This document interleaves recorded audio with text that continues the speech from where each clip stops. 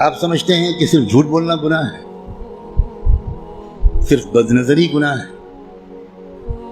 صرف زنا اور چوری گناہ ہے، اور آپ یہ نہیں جانتے کہ قرآن کو نہ سمجھنے کی کوشش کرنا یا سمجھنے کی کوشش نہ کرنا یہ ان سارے گناہوں سے بڑا گناہ ہے۔ آپ انجینئر ہیں، بڑے خوش ہیں کہ میں انجینئر ہوں، آپ ڈاکٹر بن گئے، بڑے خوش ہیں کہ میں ڈاکٹر ہوں،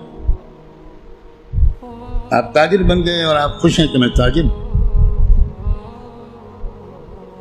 اور آپ کو اس کمی کا احساس تک نہیں کہ میں کتنا بڑا محروم انسان ہوں کہ میں اللہ کے کلام کو جو صرف میرے لیے آیا تھا وہ میں سمجھنے کی کوئی کوشش ہی نہیں کی میں۔ مسلمانوں کی اکثریت، غالب اکثریت، وہ جو 5 وقت کی نماز پڑھتے ہیں وہ بھی، جو روزہ رکھتے ہیں وہ بھی، جو اپنے کو دیندار سمجھتے ہیں وہ بھی، جو کچھ دینی کام بھی کرتے ہیں وہ بھی،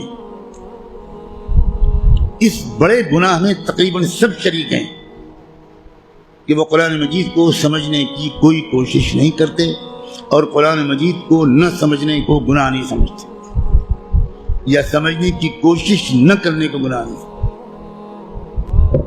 تو آپ قرآن مجید کو سمجھنے کی کوشش فرض عین سمجھیں اور قرآن کو اب تک سمجھنے کی کوشش نہ کرنا یہ کبیرہ گناہوں سے بڑا گناہ سمجھیں۔ اور رمضان کا مہینہ جو گناہوں سے توبہ کرنے اور معافی مانگنے کا مہینہ ہے، اس میں سب سے زیادہ اس گناہ سے توبہ کریں۔ اللہ کے ہاں آپ کی بخشش اس لیے کہہ کر نہیں ہوگی کہ اللہ حضرت میں تعلیم کے حلقے میں بیٹھتا تھا اور اس میں منتخب احادیث پڑھی جاتی تھی، اس میں فضائل نماز پڑھی جاتی تھی۔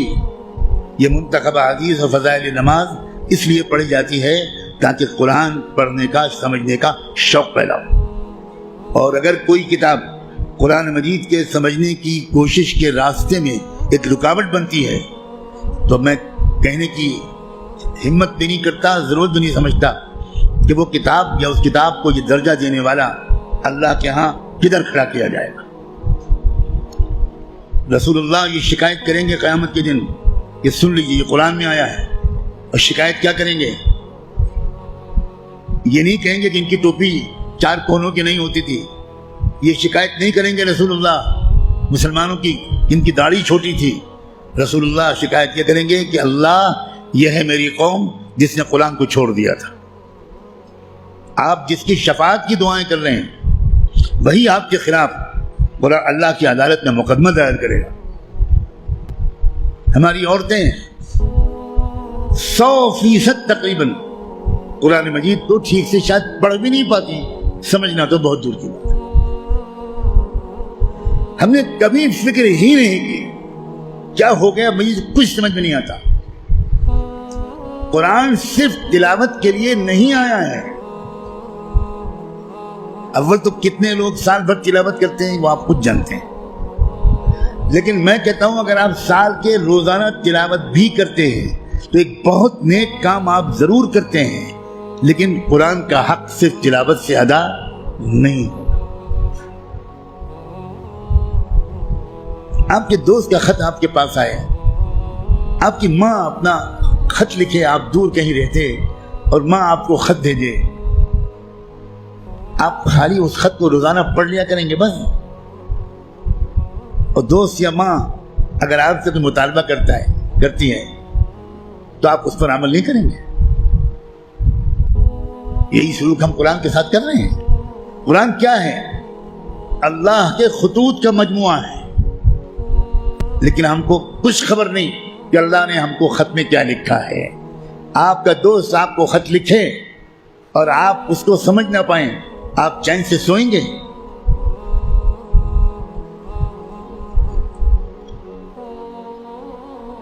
کسی کمپنی کا اشتہار آپ نے دیکھا، آپ نے اس کو اپنی درخواست بھیجی، وہاں سے جواب آیا، جواب ایسی زبان میں ہے جو آپ نہیں جانتے، آپ اس دن کھانا کھائیں گے اس خط کا مضمون سمجھنے سے پہلے؟ اب دوڑیں گے، بھاگیں گے، پتہ لگائیں گے کہ یہ فرانسیسی زبان میں خط ہے تو میرے شہر میں فرینچ زبان کون جانتا ہے؟ اور آپ اس کی خوشامد کریں گے کہ ذرا اس خط کو پڑھیے اور مجھے بتائیے کہ اس میں کیا لکھا ہے۔ 24 گھنٹے نہیں گزرنے دیں گے آپ، اس سے پہلے اس خط کو سمجھنے کی بھرپور کوشش کر لیں گے، اس کا جواب بھی لکھیں گے۔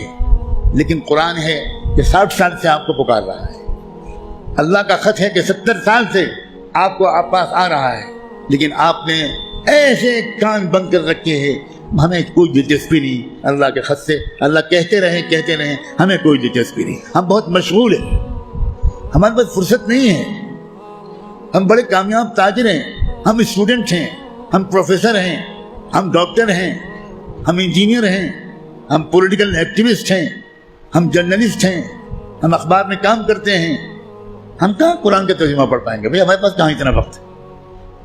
بھوگتے گا ہر وہ انسان، ہر وہ مرد اور عورت جو قرآن مجید کو سمجھنے کی کوئی کوشش نہیں کرتا اور قرآن کے مطابق اپنے آپ کو ڈھالنے کی کوئی سیریس کوشش نہیں کرتا، خون کے آنسو روئے گا وہ شخص، خون کے آنسو روئے گا۔ ایسا شخص تو جب قرآن کی تلاوت کرتا ہے تو قرآن اس پر لعنت بھیجتا رہتا ہے۔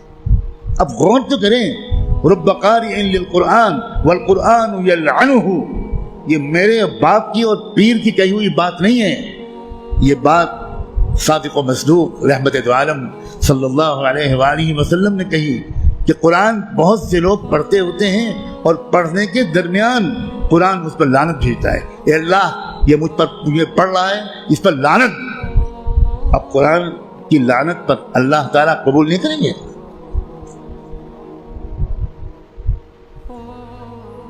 جو توہین قرآن کی ہم نے کی ہے، جو بے عزتی قرآن کی ہم نے کی ہے، اس کے حساب سے ابھی مسلمانوں کی اتنی پٹائی نہیں ہوئی جتنی ہونی چاہیے۔ آپ اتنی پٹائی پر پریشان ہیں، ابھی تو شروع ہوئی ہے پٹائی، پھر دیکھیے گا آئندہ کیا ہوگا۔